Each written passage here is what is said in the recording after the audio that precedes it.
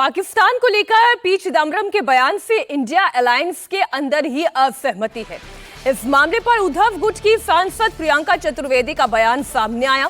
प्रियंका चतुर्वेदी ने कहा है कि पिछले 70 सालों में पाकिस्तान की नापाक हरकतें दुनिया देख चुका है। पहलगाम अटैक की जिम्मेदारी पाकिस्तान के आतंकी संगठन ने ली है। ऐसे में हमें किसी को सर्टिफिकेट देने की या किसी से सर्टिफिकेट लेने की जरूरत नहीं है। प्रियंका चतुर्वेदी ने यह भी कहा कि आज संसद में गृह मंत्री अमित शाह को पहलगाम हमले पर जवाब देना चाहिए। आखिर पहलगाम में इतनी बड़ी चूक कैसे हुई, उन्हें यह बताना चाहिए।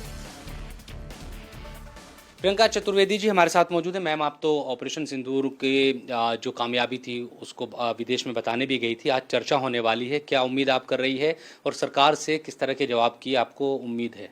कामयाबी भी थी, जिम्मेदारी भी थी। और जिम्मेदारी जब ऑल पार्टी मीटिंग हुई थी तब सारे सत्ता पक्ष विपक्षी पार्टियों ने यह निर्णय लिया था कि जो भी सरकार निर्णय लेगी ऑपरेशन सिंदूर से लेकर पहलगाम में रिस्पांस देने का, हम उनके साथ खड़े हैं। उसी के अंतर्गत जब देश में विदेशों में हमें भेजा गया तो मेरी पार्टी ने मुझे चुनकर वहाँ पर भेजा।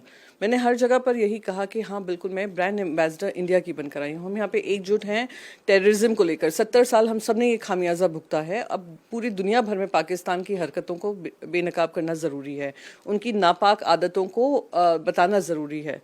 और वहाँ पर भी मैं मानती हूँ कि मेरा कर्तव्य जो था मैंने निभाया, और साथ ही साथ देश में मेरा जो कर्तव्य बनता है विपक्ष के नेता होने के नाते, मैं सवाल अपनी सरकार से पूछूंगी। जी, सवाल यही चीज़ें रहने वाली है क्या? सीज फायर क्यों किया गया और ट्रंप के ट्वीट को लेकर जो आज भी हमने देखा कि कंबोडिया के दरमियान जो एक तरीके से जंग हो रही है, उस पर चर्चा करते हुए ट्रंप ने फिर ये कहा कि थाईलैंड और कंबोडिया में जो जंग हो रही है, फिर भारत और पाकिस्तान का उन्होंने जिक्र किया। बार बार वो ये जिक्र कर रहे हैं। सबसे पहले ट्रंप क्या जिक्र कर रहे हैं, वो मेरे देश का मुद्दा नहीं है। वो दिन रात वही बोलते हैं, ठीक है, वो बोल रहे हैं अपनी डोमेस्टिक ऑडियंस के लिए बोल रहे हैं। मेरे देश में उसका क्या प्रभाव पड़ना चाहिए वो बात अलग है। अगर आप मुझसे पूछेंगे क्या मेरे मुद्दे हैं, हमारे मुद्दे ये रहेंगे कि सबसे पहले ये इंटेलिजेंस फेलियर कहाँ से हुआ, होम मिनिस्टर की अकाउंटेबिलिटी कहाँ तय होगी। कि जब आपको पता था जनरल आसिम मुनीर इतना जहरीला भाषण दे रहे हैं और उसी के कॉन्टेक्स्ट में पूरा टेरर अटैक किया गया जहां लोगों से धर्म पूछकर उनको गोली मारी गई, तो वो देश को बांटने का काम हो रहा था। पर देश एकजुट होकर कह रहा था कि पाकिस्तान को मुंह तोड़ जवाब दीजिए। तो ये गलती कहाँ हुई, इंटेलिजेंस फेलियर कहाँ हुआ, लैप्सेस कहाँ हुए, होम मिनिस्टर को भी इसका जवाब देना चाहिए। रही बात आतंकवादियों की, वो आतंकवादी आकर आतंक मचा जाते हैं, लोगों की जान ले जाते हैं, और अब तक हम नाकामयाब रहे हैं उनको पकड़ने में। कहाँ हैं वो आतंकवादी और क्यों वो अब तक पकड़े नहीं गए हैं? अब तो लगभग 3-3.5 महीने हो गए हैं। एक आखिरी सवाल ये है कि कांग्रेस नेता है पी चिदम्बरम, उन्होंने एक इंटरव्यू के दौरान कहा कि जिन्होंने हमला किया पहलगाम में, उनके बारे में अब तक ऐसा कोई सबूत नहीं मिला कि वो लोग पाकिस्तान से आए थे।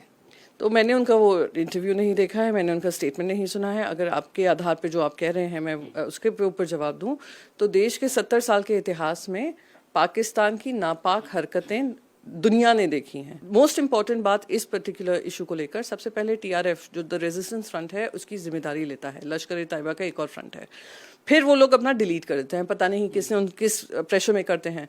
फिर जब हम यूनाइटेड नेशंस में स्टेटमेंट मांगते हैं, जब पहलगाम का टेरर अटैक को कंडेम करने के लिए और टीआरएफ को बोलते हैं, तो पाकिस्तान आकर उसको डिफेंड करता है। पाकिस्तान अभी भी हर इंटरव्यू में जाकर टीआरएफ को डिफेंड कर रहा है। तो यानी पूरा का पूरा पाकिस्तान की जो गवर्नमेंट है वो आर्मी की स्पोक्स पर्सन और टेररिस्ट की स्पोक्स पर्सन हो चुकी है। तो हमें कोई प्रमाण पत्र की जरूरत नहीं है। 70 साल हमने भुगता है, अब उनको मुंहतोड़ जवाब देने की जरूरत है।